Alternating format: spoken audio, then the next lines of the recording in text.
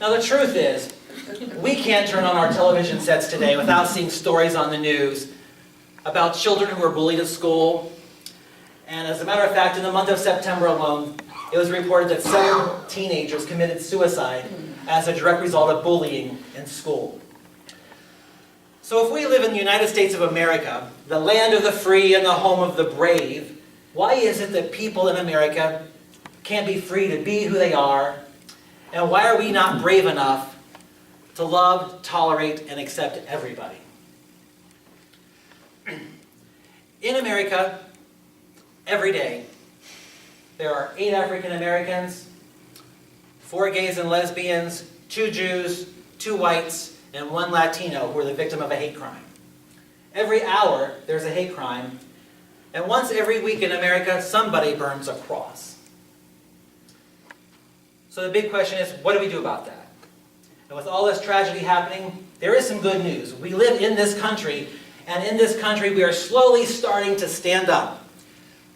When tragedy happens, now more than ever, Americans are rising up in great numbers with stronger voices to fight intolerance and to fight for acceptance and inclusion for everybody.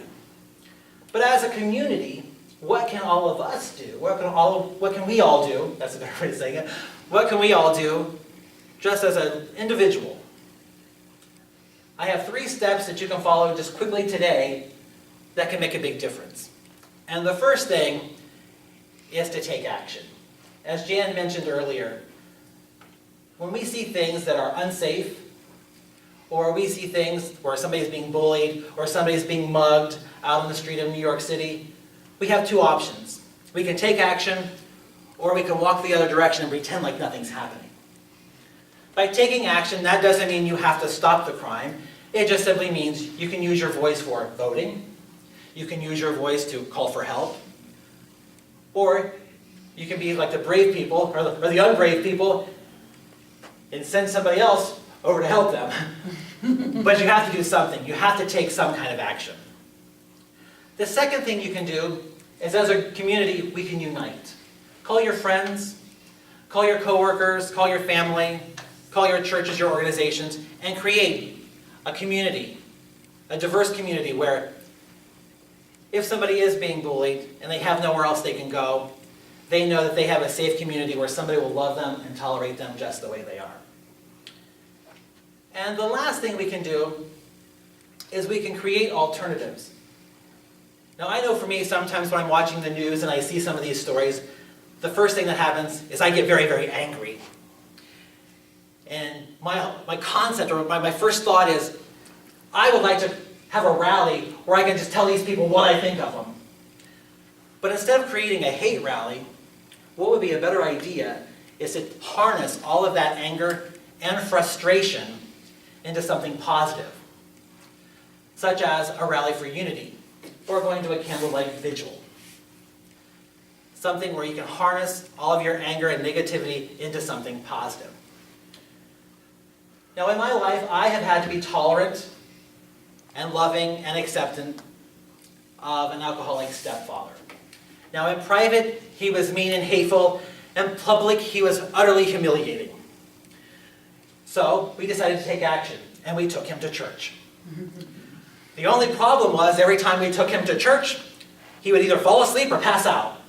And of course, this would enrage the pastor. But this one particular time, my stepfather fell asleep, passed out, and was snoring.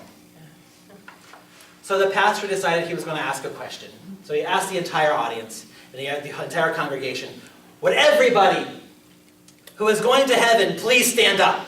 So everybody in the room stood up, except for my stepfather, who was still passed out.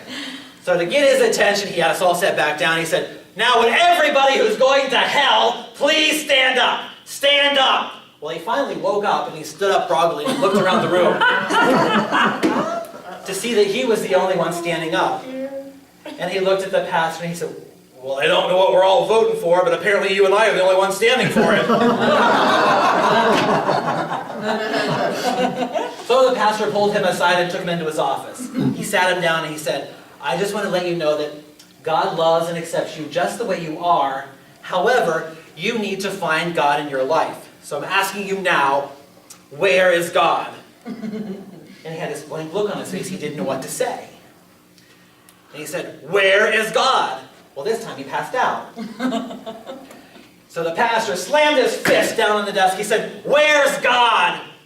My stepfather got up, he ran out of the church, ran out of the car, and he locked the door. We're standing there knocking on the door. Let us in, what's the matter? He said, well, apparently the pastor lost God, and he thinks I had something to do with it.